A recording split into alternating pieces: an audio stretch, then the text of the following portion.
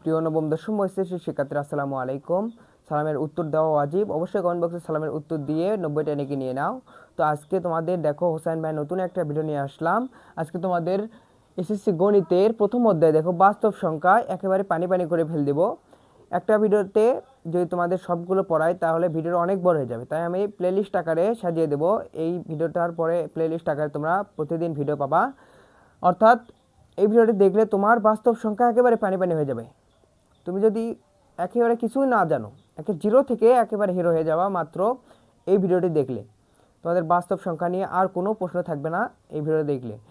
তো চলো বেশি কথা না বলে শুরু করি। ভিডিওটি ভালো লাগলে অবশ্যই লাইক করে চ্যানেলটি সাবস্ক্রাইব করে দিয়ে পাশেই থাকবে এবং বন্ধুদের মাঝে শেয়ার করবা। চলো শুরু করি। প্রথম অধ্যায়ের নাম কি? বাস্তব সংখ্যা। প্রথমে আমরা শিখবো হচ্ছে বাস্তব সংখ্যার শ্রেণীবিন্যাস।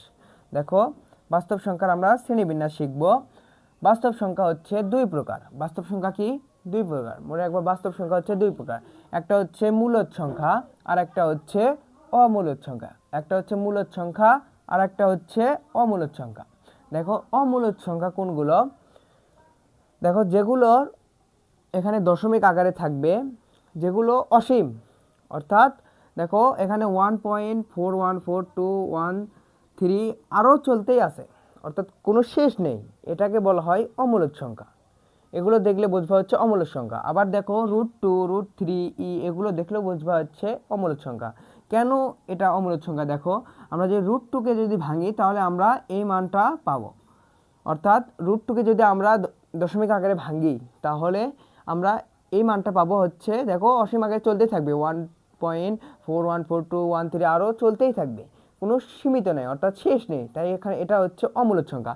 আবার যদি √3কেও যদি আমরা ভাঙি এভাবে, তাহলে আমাদের ওই অসীম পর্যন্ত চলতেই থাকবে, এটা কোনো শেষ হবে না, তাই এটা হচ্ছে অমূলদ সংখ্যা। আর মূলদ সংখ্যা কি? দেখো মূলদ সংখ্যা হচ্ছে, দেখো মূলদ সংখ্যা হচ্ছে তোমার, ধরো এখানে তোমাদের √9 দিলাম। √9 ইকুয়াল টু কত জানো? √9 ইকুয়াল টু হচ্ছে 3। দেখো এটা কিন্তু শেষ, আর কিন্তু যাবে না, তাহলে এটা হচ্ছে মূলদ সংখ্যা। যেগুলো সীমিত অর্থাৎ অসীম নয় সেগুলো হচ্ছে মূলদ সংখ্যা। আবার দেখো যদি আমরা √4 যদি দিই আমরা, তাহলে হয় হচ্ছে 2, তাহলে এটা হচ্ছে মূলদ সংখ্যা। তারপরে দেখো এগুলো হচ্ছে পূর্ণবর্গ সংখ্যা, এগুলো হচ্ছে মূলদ সংখ্যা। তারপরে আমরা যদি দেই কত দিলে হয়, দেখো যদি আমরা 16 দেই তাহলে হয় 4 আসে, তাহলে এটা হচ্ছে মূলদ সংখ্যা। তাহলে যেগুলো হচ্ছে সীমিত সেগুলো হচ্ছে মূলদ সংখ্যা, আর যেগুলো হচ্ছে অসীমিত সেগুলো হচ্ছে অমূলদ সংখ্যা। তারপরে দেখো মূলদ সংখ্যা আবার হচ্ছে দুই প্রকার। একটা হচ্ছে পূর্ণ সংখ্যা আর একটা হচ্ছে ভগ্নাংশ সংখ্যা। দেখো পূর্ণ সংখ্যা আবার তিন প্রকার। মনে রাখবো পূর্ণ সংখ্যা আবার হচ্ছে তিন প্রকার। একটা হচ্ছে ধনাত্মক সংখ্যা, আর একটা হচ্ছে ঋণাত্মক সংখ্যা, আর একটা হচ্ছে শূন্য। ধনাত্মক কোনগুলো? দেখো আমরা যেগুলো প্লাস পয়েন্ট ধরি শূন্য থেকে 1 থেকে, দেখো 1 2 3 4 5 ডট ডট আরও আছে 6 7 8 9, এগুলো কি মাইনাস আছে? মাইনাস কিন্তু নেই। মাইনাস থাকলেই ঋণাত্মক আর প্লাস থাকলেই ধনাত্মক। এগুলো হচ্ছে সব প্লাস মান, এগুলোর সামনে কিছু নেই মানে মনে রাখবা এগুলোর সামনে প্লাস আছে, তাহলে এগুলো কি মান? ধনাত্মক মান। তাহলে আমরা ধনাত্মক কি দেখলাম? 1 2 3 4 5 6 এগুলো। আর শূন্য হচ্ছে শূন্য হচ্ছে পূর্ণ সংখ্যার একটা অংশ, তাহলে শূন্য লিখলাম। তারপর হচ্ছে ঋণাত্মক সংখ্যা। ঋণাত্মক সংখ্যা কোনগুলো? দেখো আমরা এগুলোর আগে যদি মাইনাস দেই তাহলে হয়ে যাবে এগুলো ঋণাত্মক সংখ্যা। -1 -2 -3 -4 -5 এগুলো এভাবে চলতেই থাকবে, তাহলে এগুলো হচ্ছে ঋণাত্মক সংখ্যা। আশা করি বুঝছো। তাহলে আমরা পূর্ণ সংখ্যা কয় প্রকার জানলাম? তিন প্রকার। একটা হচ্ছে ধনাত্মক সংখ্যা, আর একটা হচ্ছে শূন্য, আর একটা হচ্ছে ঋণাত্মক সংখ্যা। দেখো এই দুইটা আবার হচ্ছে, দেখো শূন্য আর এবং হচ্ছে ধনাত্মক সংখ্যা, এগুলো তো ঋণাত্মক সংখ্যা নয়। যেটা ঋণাত্মক সংখ্যা নয় তাহলে আমরা কি বলতে পারি? এটা অঋণাত্মক সংখ্যা। তাহলে আমরা এই দুইটা মিলে আমরা কি বলতে পারি? অঋণাত্মক সংখ্যা। তাহলে ধনাত্মক ও শূন্য মিলে আমাদের কি লিখতে পারি? অঋণাত্মক সংখ্যা। তারপরে দেখো ভগ্নাংশ সংখ্যা। দেখো ভগ্নাংশ সংখ্যা আবার হচ্ছে দুই প্রকার। একটা হচ্ছে সাধারণ ভগ্নাংশ আর একটা হচ্ছে দশমিক ভগ্নাংশ। সাধারণ ভগ্নাংশ কোনগুলো? দেখো ভগ্নাংশকে দেখো p/q আকারে সাজানো যায়, p/q আকারে প্রকাশ করা যায়, এটা হচ্ছে ভগ্নাংশ। দেখো সাধারণ ভগ্নাংশ কোনগুলো? এইদিকে দেখো এটা হচ্ছে সাধারণ ভগ্নাংশ। সাধারণ ভগ্নাংশ এরকম 3/4 2/3 এগুলো হচ্ছে সাধারণ ভগ্নাংশ, মনে রাখবে এগুলো হচ্ছে সাধারণ ভগ্নাংশ। আর দশমিক ভগ্নাংশ কোনগুলো দেখো, এগুলো দশমিক থাকবে, অর্থাৎ এই দেখো 1.2, 4.23, এগুলো দশমিক যেখানে থাকবে সেটা হচ্ছে দশমিক সংখ্যা। দেখো আমরা দিলাম হচ্ছে 3.33, যেহেতু এখানে দশমিক আছে তার মানে এটা কি দশমিক ভগ্নাংশ। আর যেহেতু এখানে দশমিক নেই এখানে, তার মানে এটা কি সাধারণ ভগ্নাংশ।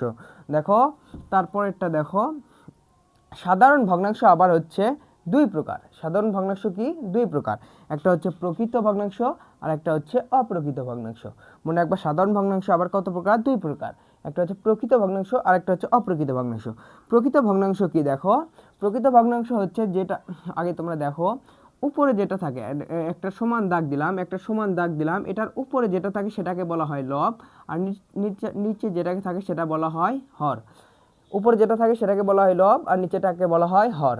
তাহলে প্রকৃত ভগ্নাংশ আমরা চিনি, দেখো প্রকৃত ভগ্নাংশ হচ্ছে উপরে ছোট সংখ্যা থাকবে অর্থাৎ প্রকৃত, আর নিচে হচ্ছে বড় সংখ্যা থাকবে। তাহলে উপরে দেখো এখানে কত আছে, হচ্ছে 3, এখানে আছে হচ্ছে 3 আর নিচে হচ্ছে 4, তাহলে এটা কি প্রকৃত ভগ্নাংশ। দেখো কি বললাম, উপরে হচ্ছে ছোট সংখ্যা থাকবে, নিচে বড় সংখ্যা থাকবে। ধরো আমরা দিলাম হচ্ছে 12/20, নিচে হচ্ছে দেখো বড়, উপরে হচ্ছে ছোট, তার মানে এটা হচ্ছে প্রকৃত ভগ্নাংশ।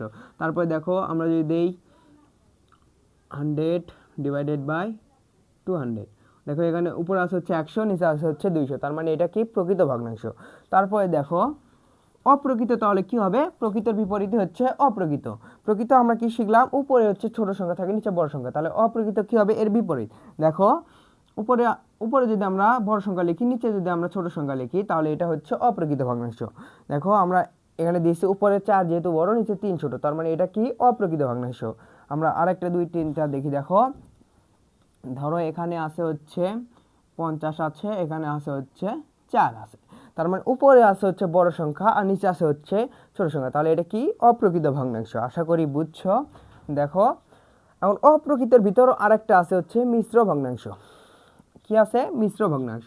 মিশ্র ভগ্নাংশ কি দেখো, ধরো তোমাকে দিল 3 সমস্ত 2/5 দিল।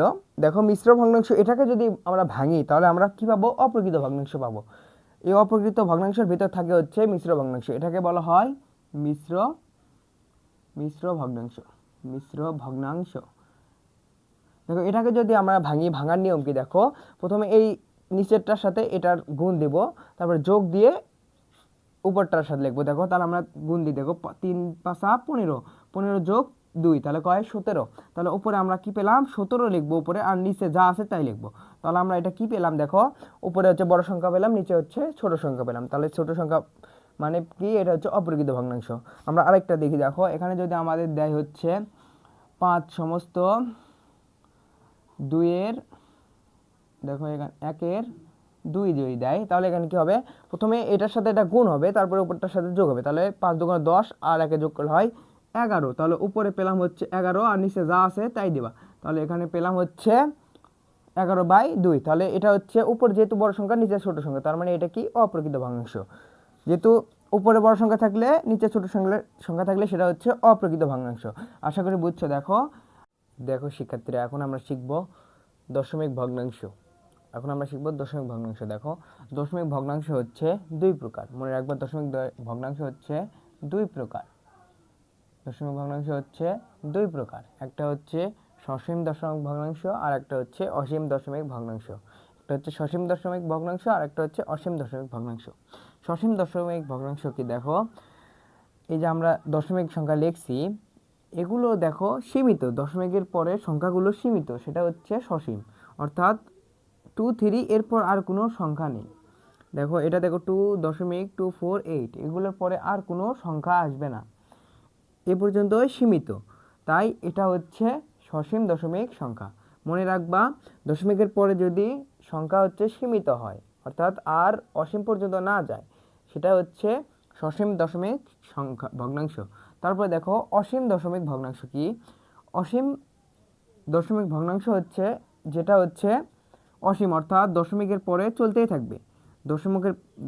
ধরো এখানে 2 দশমিক দিয়েছি, 2.333 অর্থাৎ 4 4, এবার ডট ডট ডট ডট সারা জীবন চলতেই থাকবে, সেটাই হচ্ছে অসীম দশমিক ভগ্নাংশ। মনে রাখবা, যেটা দশমিকের পরে কোনো সংখ্যা যদি চলতেই থাকে, অসীমিত, সীমিত নয়, সেটাই হচ্ছে অসীম দশমিক ভগ্নাংশ।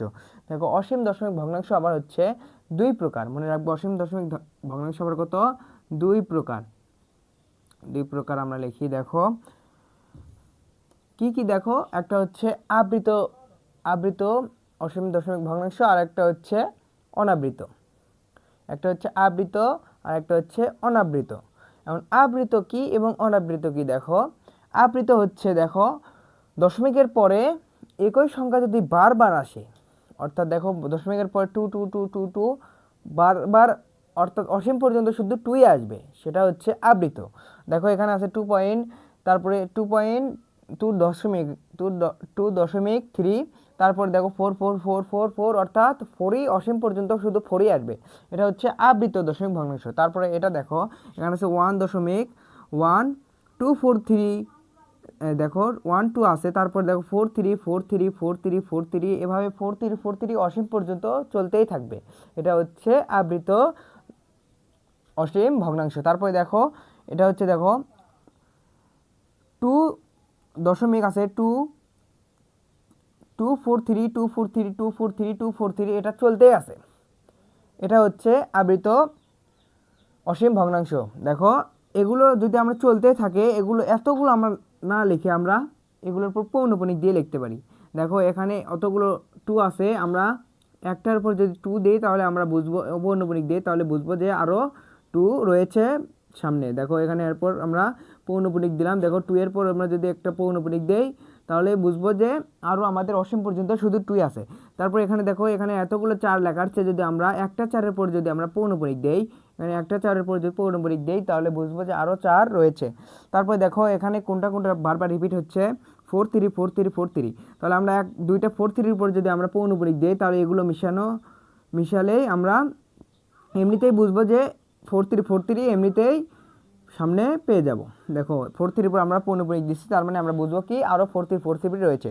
তারপরে এটা দেখো এটা রয়েছে হচ্ছে, প্রথমে আসে হচ্ছে 2 পর্যন্ত, তারপর দেখো 2 4 3 এভাবে চলতে আসে, অর্থাৎ 3টা সংখ্যা। যখন আমাদের 3টা সংখ্যা থাকবে, অর্থাৎ আরও বেশি থাকবে, তখন আমরা কি করব? দেখো আমরা সবগুলো মিশিয়ে আমরা 3টা রাখবো। 3টার ক্ষেত্রে দেখো মাঝেকারটাতে আমরা পৌনঃপুনিক দিব না, আমরা এই প্রথমটার ক্ষেত্রে পৌনঃপুনিক দেবো। দেখো এখানে দেখো, ধরো এখানে দেওয়া আছে হচ্ছে 2.243, অর্থাৎ 2 4 3 এটা বারবার রিপিট আছে। যখন আমাদের এই 3টা বারবার রিপিট হবে তখন আমাদের এই প্রথমে একটার পর পৌনঃপুনিক আর দ্বিতীয় লাস্টের একটার পর পৌনঃপুনিক দিলে আমরা বুঝবো যে 2 থেকে একেবারে 3 পর্যন্ত পৌনঃপুনিক রয়েছে, অর্থাৎ 2 4 3 পৌনঃপুনিক রয়েছে। যখন এরকম থাকবে 1.2 2 2 3, অর্থাৎ এটার পর পৌনঃপুনিক থাকলো, এটার পর পৌনঃপুনিক থাকলো, তখন আমরা বুঝবো যে মাঝেকারগুলোর এটার পরও পৌনঃপুনিক আছে। যদি দুই সাইডে যদি পৌনঃপুনিক থাকে তার বুঝবো মাঝেকার এটার ভিতরেও পৌনঃপুনিক রয়েছে, তার মানে বারবার রিপিট হবে কি কি?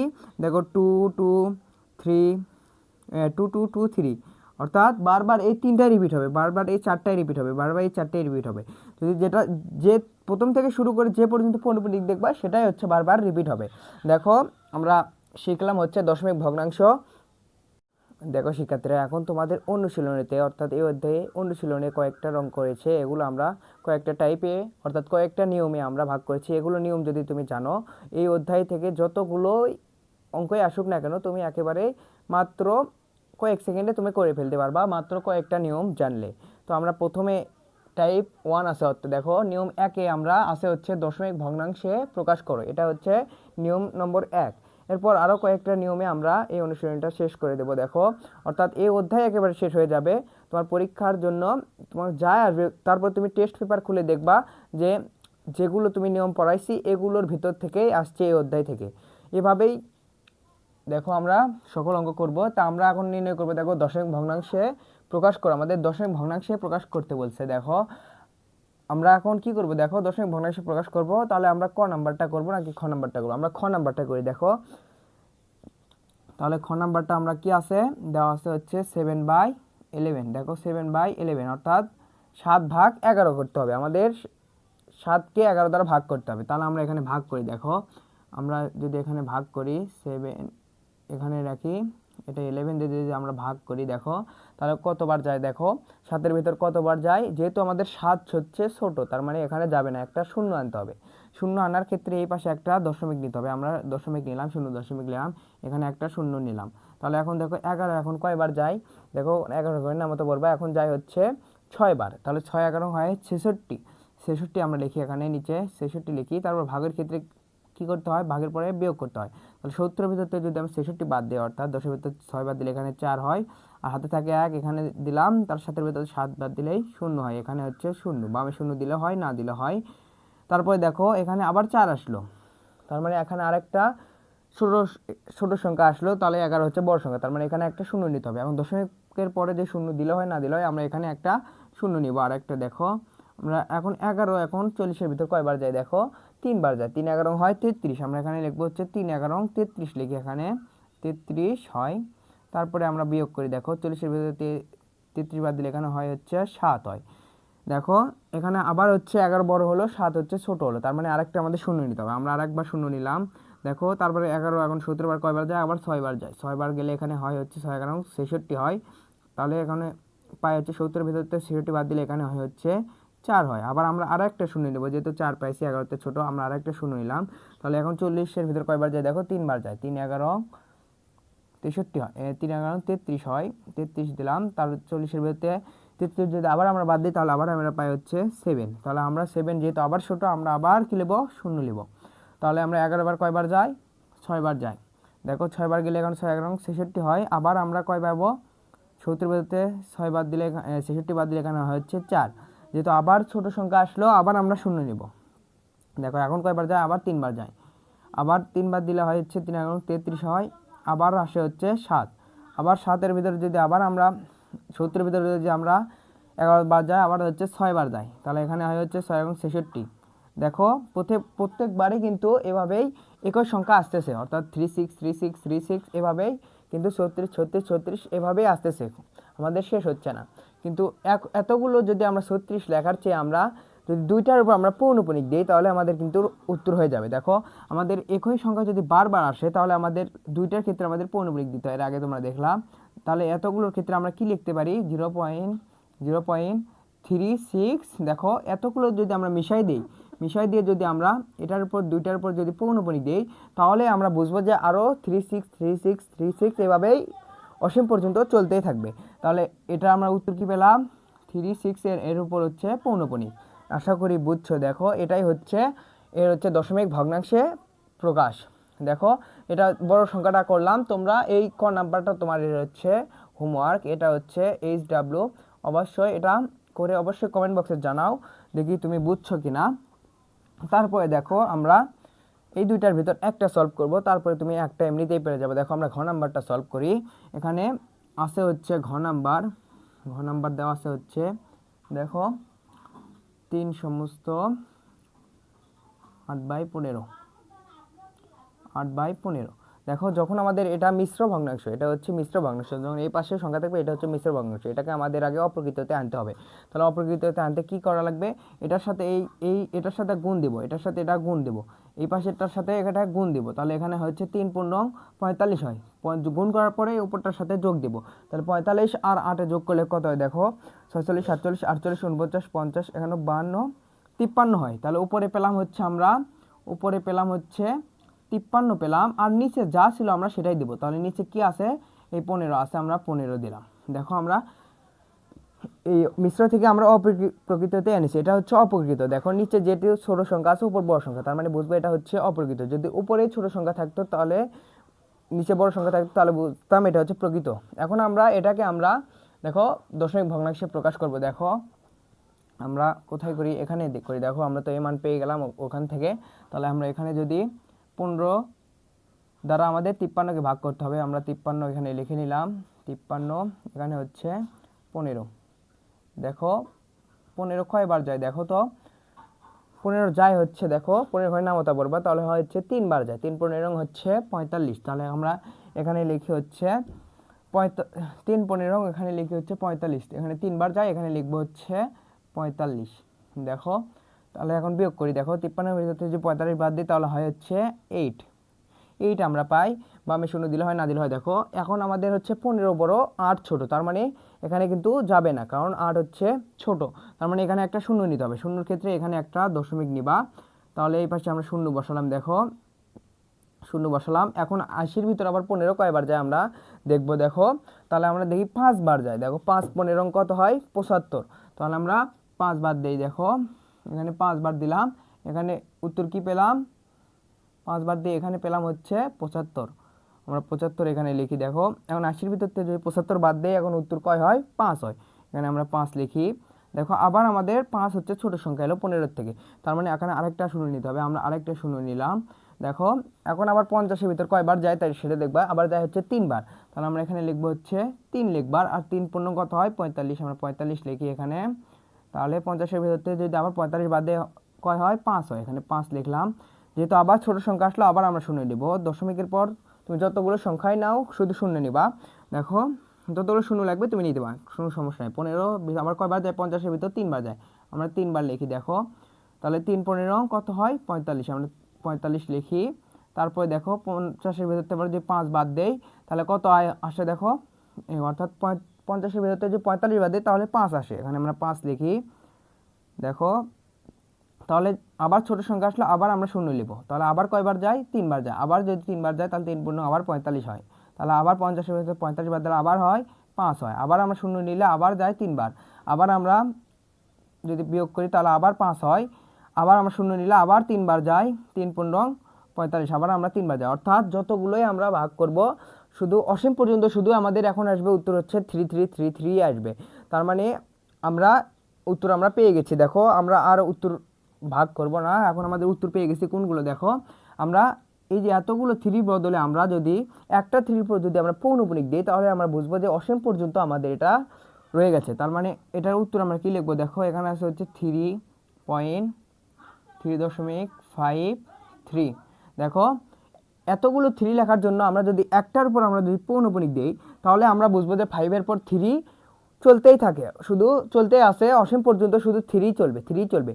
আশা করি বুঝছো। দেখো যদি বুঝে থাকো এটা তাহলে তুমি এটা রূপান্তর করো, এটা তুমি এটা হচ্ছে তোমার হোমওয়ার্ক, এটা বাড়ির কাজ করবে তোমরা এই গ নাম্বারটা।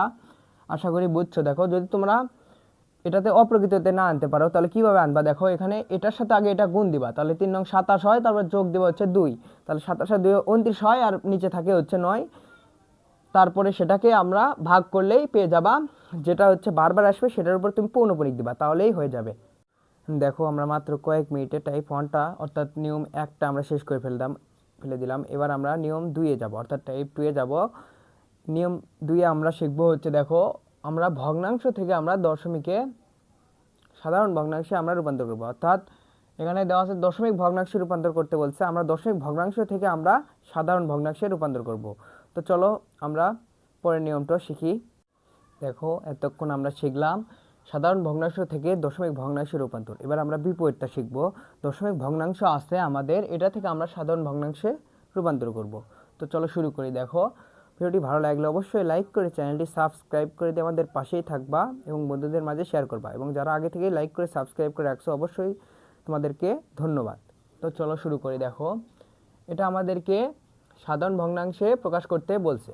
তো আমরা দেখো ছোটোবেলায় আমরা শিখেছি কোনো যদি দশমিক থেকে যদি আমরা সাধারণে নিয়ে আসতে চাই, দেখো তখন আমাদের কি করতে হয়, দেখো সাধারণ ভগ্নাংশে নিয়ে আসতে হয় তখন আমাদের কি করতে হয়। দেখো ধরো এখানে আছে হচ্ছে 1.3 আছে, 1.3 আছে, এটাকে যদি আমরা সাধারণ ভগ্নাংশে রূপান্তর করি তখন কি করতে হয়।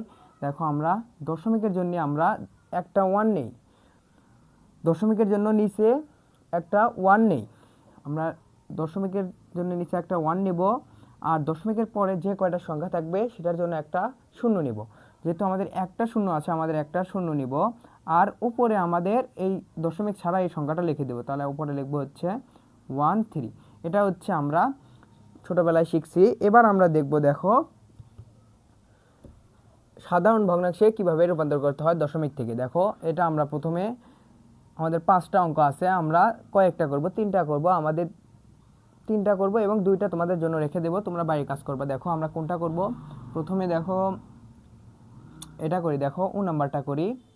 দেখো এখানে আছে হচ্ছে 6 2 3, তারপর পৌনপুনিক আছে, এরপর 0 আছে, এরপর আছে হচ্ছে 9, এরপর আছে হচ্ছে পৌনপুনিক।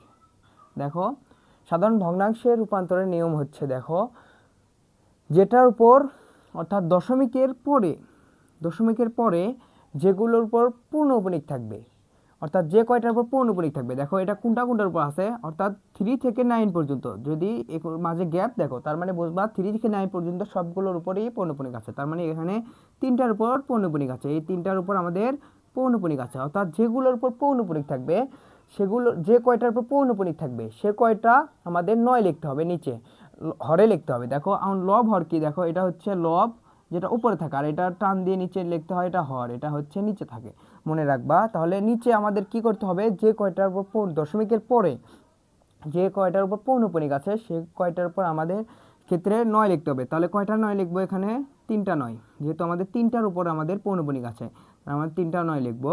তারপরে দেখো দশমিকের পরে যে কয়টা পৌনপুনিক ছাড়া সংখ্যা থাকবে সে কয়টা আমাদের শূন্য লিখতে হবে। দেখো দশমিকের পরে কয়টা পৌনপুনিক ছাড়া সংখ্যা আছে, শুধু 2 আছে, একটা সংখ্যা। তার মানে আমাদের কয়টা শূন্য দিতে হবে, একটা। তার মানে একটা আমরা যদি শূন্য দিই তাহলে 9 এগুলোর পরে আমরা দেব শূন্য। তাহলে আমরা এই নিচের কাজ শেষ, তাহলে হরের কাজ শেষ। এখন আমাদের লবের কাজ কি, দেখো লবের কাজ হচ্ছে এই যে দশমিক পৌনপুনিক এগুলো দেখবা না, তখন পুরো সংখ্যাটাই তুলে দিবা লবে। তাহলে আমরা সাজাই, দেখো তাহলে প্রথমে যদি আমরা এই 3টার জন্য আমাদের নিচে লিখি, দেখো প্রথমে লিখি এই 3টার জন্য আমাদের 3টা 9 লিখি, আগে প্রথমে 3টা 9 লিখি, তারপরে একটা যেহেতু দশমিক এরপরে একটা পৌনপুনিক ছাড়া আছে, আমাদের একটা শূন্য লিখি, তারপরে উপরে কি আছে দশমিক এবং পৌনপুনিক ছাড়া সেটা লিখবো। তাহলে এখানে আছে 2 6 2 3 0 9। দেখো এগুলো লেখার পরে এখানে কিন্তু বিয়োগ চিহ্ন দিতে হবে, দিতে হবে, বিয়োগ করব। তারপরে দেখো মাইনাস দিলাম, এখানে দেওয়ার পরে দেখো এখানে দশমিক আর পৌনপুনিক ছাড়া, দেখো পৌনপুনিক ছাড়া যেগুলো সংখ্যা আছে সেটা আমরা বিয়োগ দেবো। তাহলে পৌনপুনিক ছাড়া এই পুরোটার ভিতর কি কি আছে, দেখো এখানে আছে হচ্ছে 6 আছে আর হচ্ছে 2 আছে, আর এগুলোর পুরো তো পৌনপুনিক আছে। তার মানে পৌনপুনিক ছাড়া আছে কোনগুলো, 6 এবং 2। তাহলে আমরা এখানে লিখবো হচ্ছে 6 2, এটা বিয়োগ দিব। দেখো আমরা আর একবার বোঝাই, দশমিকের পরে যেগুলোর উপর পৌনপুনিক থাকবে যে কয়টার উপর সে কয়টা আমাদের 9 লিখতে হবে, যেহেতু আমাদের এখানে 3টার উপর পৌনপুনিক আছে আমরা 3টা 9 দিয়েছি। তারপরে দশমিকের পরে যে কয়টা পৌনপুনিক ছাড়া থাকবে, অর্থাৎ একটা আছে দেখো 2, সে কয়টা আমাদের শূন্য দিতে হবে, যেহেতু আমাদের একটা আছে আমরা একটা শূন্য দিছি, আমাদের নিচের কাজ শেষ। এখন আমাদের উপরে কাজ করতে হবে, উপরে আমরা কি লিখবো, দেখো দশমিক এবং পৌনপুনিক ছাড়া পুরোটা আগে সংখ্যা লিখে দেবো। তাহলে আমরা কি আছে 6 2 3 0 9 আমরা লিখে নিয়েছি, তারপরে মাইনাস দেবো। তারপরে মাইনাস দেওয়ার পরে মাইনাসের পরে যে কয়টা আমাদের পুরো সংখ্যার ভিতরে পৌনপুনিক ছাড়া সংখ্যা থাকবে সেই সংখ্যাটা আমরা বিয়োগ করব। তাহলে আমরা পৌনপুনিক ছাড়া সংখ্যা কোনটা আছে, দেখো 6 এবং 2 আছে, তো আমরা 6 2 আমরা লিখছি। এটা যদি এখন আমরা ক্যালকুলেশন করি তাহলে আমাদের উত্তর পেয়ে যাব। দেখো আমরা ক্যালকুলেশন করি, দেখো আমরা ফোনে ক্যালকুলেশন করি। দেখো প্রথমে আছে হচ্ছে 6 2 3 0 9 মাইনাস 62। তাহলে উপরে পাই হচ্ছে আমরা উপরে পাবো, দেখো এখানে করি, দেখো উপরে পাবো হচ্ছে 6 2 2 4 7 পাবো, আর নিচে পাবো হচ্ছে 9 9 9 0। এটা যদি আমরা এখন ভাগ দিই, দেখো এটা যদি আমরা ভাগ দিই 9 9 9 0 দিয়ে 9 9 9 0, তাহলে আমাদের উত্তর আসে হচ্ছে, দেখো উত্তর আসে হচ্ছে 6.2309309, অর্থাৎ বারবার শুধু 309 309 309ই আসতেছে। যখন বারবার একই সংখ্যা আসবে তখন কি করতে হবে, একটার উপর যদি আমরা পৌনপুনিক দিই তার মানে আমরা বুঝবো যে ওই সংখ্যাটাই অসীম পর্যন্ত রয়েছে। তাহলে আমরা কোন সংখ্যাটা বারবার আসছে, দেখো 309 309 309 এইভাবে আসতেই আসে। তার মানে এতগুলো আমাদের 309 আমরা কেটে দিয়ে আমরা এই একটা 309 পর যদি পৌনপুনিক দেই তাহলে আমাদের উত্তর হয়ে যাবে। দেখো এগুলো আর লেখা লাগবে না, আমরা এমনিতেই বুঝবো এই পৌনপুনিক দেখে যে আরও 309 309 অসীম পর্যন্ত চলতেই থাকবে। তাহলে এটাই হচ্ছে উত্তর। দেখো আশা করি বুঝছো। তাহলে আমরা আর পরেরটা করি, দেখো আমরা এটা করলাম, এটা শেষ। তারপরে দেখো আমাদের এটা করি, দেখো গ নাম্বারটা করি। গ নাম্বার আছে হচ্ছে 0.13, এরপর আছে হচ্ছে পৌনঃপুনিক। দেখো এটাকে যদি আমরা সাধারণ ভগ্নাংশে রূপান্তর করি তাহলে কি করতে হবে, তাহলে যেটার উপর পৌনঃপুনিক আছে অর্থাৎ দশমিকের পরে যেটার উপর পৌনঃপুনিক আছে সেটার যে কয়টার উপর পৌনঃপুনিক আছে সে কয়টা আমাদের কি লিখতে হবে, 9 লিখতে হবে। দেখলা এর আগে, তাহলে আমরা নিচে আগে সে কয়টা 9 লিখবো। দশমিকের পরে একটার উপর পৌনঃপুনিক আছে, আমরা একটা 9 লিখবো এখানে। আর যে কয়টার উপর পৌনঃপুনিক থাকবে না দশমিকের পরে সে কয়টা আমাদের 0 লিখতে হবে। তাহলে একটার উপর পৌনঃপুনিক নাই, তার মানে এখানে একটার উপর আমরা 0 লিখলাম। তারপরে এটা এখন নিচের কাজ শেষ। এখন আমাদের উপরের কাজ কি করতে হবে, দেখো উপরের কাজ হচ্ছে সম্পূর্ণ সংখ্যাটা আমরা আগে তুলে নেব দশমিক এবং পৌনঃপুনিক ছাড়া। এখানে আছে হচ্ছে 0 1 3 আছে, তারপর 0 দিলেও হয় না দিলে হয় বামে, যেহেতু দিলাম না এখানে। তারপর দিতে হবে মাইনাস, মাইনাস দেওয়ার পরে এখন পুরো সংখ্যাটার ভিতর পৌনঃপুনিক ছাড়া সংখ্যা কত আছে সেটা আমাদের লিখতে হবে। তাহলে পুরো সংখ্যার পর দেখো পৌনঃপুনিক ছাড়া সংখ্যা আছে 0 এবং 1, এটার পর তো পৌনঃপুনিক আছে, তার মানে 0 এবং 1 লিখতে হবে। দশমিক বাদ দিয়ে লিখতে হবে 0 এবং 1 আমরা লিখি, যেহেতু বামে শূন্য দিলে হয় না দিলে আমরা শূন্য কেটে দিলাম। তাহলে আমাদের উত্তর পেয়ে যাবে। দেখো এখানে কত, 13 - 1, এখানে হচ্ছে 12, আর হচ্ছে নিচে হচ্ছে 90। এখন যদি আমরা 12কে 90 দ্বারা ভাগ করি, দেখো 12 ভাগ 90, তাহলে উত্তর কি আসে, দেখো উত্তর আসে হচ্ছে 0.133333, অর্থাৎ অসীম পর্যন্ত শুধু 3 আসতেই থাকবে। তার মানে আমরা এতগুলো 3 লেখার চেয়ে যদি আমরা একটার পর যদি আমরা পৌনঃপুনিক দিই তাহলে আমরা বুঝবো কি অসীম পর্যন্ত শুধু 3 আছে। তাহলে আমরা এতগুলো মিশিয়ে দিয়ে আমরা কি লিখবো উত্তর, দেখো 0.13, এরপর হচ্ছে পৌনঃপুনিক। আশা করি বুঝছো। দেখো আমরা আরেকটা করি। দেখো আমরা এখন কোনটা করব বলো, ক নাম্বারটা করি। ক নাম্বারটা হচ্ছে 0.02, এরপর আছে পৌনঃপুনিক, এটা আমরা ভাঙবো। দেখো অর্থাৎ কি বলছি, যে যেগুলোর উপর পৌনঃপুনিক থাকবে দশমিকের পরে সেগুলোর ক্ষেত্রে যে কয়টার উপর পৌনঃপুনিক থাকবে সে কয়টা আমাদের 9 লিখতে হবে। তাহলে আমরা একটার উপর পৌনঃপুনিক আছে, আমরা একটার উপর 9 লিখলাম। তারপরে বলছে দশমিকের পরে যে কয়টা আমাদের পৌনঃপুনিক ছাড়া থাকবে সেগুলোর ক্ষেত্রে 0 লিখতে হবে। তাহলে যেহেতু আমাদের পৌনঃপুনিক ছাড়া সংখ্যা নেই তার মানে 9 লিখতে হবে। তারপরে দেখো উপরে আমার কি লিখতে হবে, পুরো সংখ্যাটা আগে দশমিক পৌনঃপুনিক ছাড়া লিখতে হবে। আমরা এখানে লিখলাম 0 2 আমরা লিখলাম। তারপরে আমাদের কি করতে হবে, বিয়োগ চিহ্ন দিতে হবে। বিয়োগ চিহ্ন দেওয়ার পরে দেখো এই যে দশমিকের পরে আর আগে মিলে কোনটার ভিতর পৌনঃপুনিক ছাড়া সংখ্যা আছে সেটা আমরা লিখবো। তাহলে এটা হচ্ছে পৌনঃপুনিক দেওয়ালা সংখ্যা আর এটা হচ্ছে পৌনঃপুনিক ছাড়া সংখ্যা, তার মানে এখানে কি লিখতে হবে, 0 লিখতে হবে। আমরা 0 লিখলাম। তাহলে এখানে বামে 0 দিলে হয় না দিলে হয়, তারপর 2 এর ভিতর থেকে 0 বাদ দিলে এখানে 2 হয়। তাহলে এখানে 2 পেলাম আর এখানে পেলাম হচ্ছে 9। দেখুন যদি আমরা ভাগ করি 2 ভাগ যদি আমরা 9 করি তাহলে আসে কি, দেখো এখানে উত্তর আসে হচ্ছে 0.22222, অর্থাৎ অসীম পর্যন্ত আমাদের 2 আসবে। তো এতগুলো 2 লেখার চেয়ে আমরা যদি একটার পর পৌনঃপুনিক দিই তাহলে আমাদের এগুলো মিশিয়ে দিলেই হয়ে যাবে। পৌনঃপুনিক দেখেই আমরা বুঝবো যে অসীম পর্যন্ত শুধু 2 আছে, অসীম পর্যন্ত শুধু 2 আছে। আশা করি বুঝছো। দেখো যদি তুমি বুঝে থাকো তাহলে আমাদের খ নাম্বার এবং ঘ নাম্বার তোমার জন্য হোমওয়ার্ক করেছি। এই হোমওয়ার্ক তুমি অবশ্যই করে কমেন্ট বক্সে উত্তর দিবা, আমি দেখি তুমি বুঝছো কিনা। আর বুঝলে অবশ্যই কমেন্ট বক্সে জানাও, এবং যদি কোনো প্রশ্ন থাকে অবশ্যই কমেন্ট বক্সে জানাও।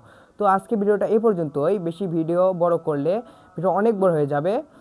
তো পরবর্তীতে আমরা আরও টাইপ 3 নিয়ে আলোচনা করব। পরবর্তী ভিডিওটি তোমার প্লে লিস্টে পেয়ে যাবা। তো আজকের ভিডিও এ পর্যন্ত। ভিডিওটি ভালো লাগলে অবশ্যই লাইক করবা এবং চ্যানেলটি সাবস্ক্রাইব করে দিয়ে পাশেই থাকবা এবং বন্ধুদের মাঝে শেয়ার করবা। এবং তুমি কততম ব্যাচ অবশ্যই কমেন্ট বক্সে জানাবা, এবং তুমি বুঝছো কিনা এবং কোনটা বোঝোনি অবশ্যই কমেন্ট বক্সে জানাবা এবং বন্ধুদের মাঝে শেয়ার করবা। তো এভাবেই তোমাদের পুরো বই একেবারে শেষ করে দেব ইনশাআল্লাহ। পরবর্তী ভিডিওটি দেখার আমন্ত্রণ জানিয়ে আজকে বিদায় নিচ্ছি। আসসালামু আলাইকুম।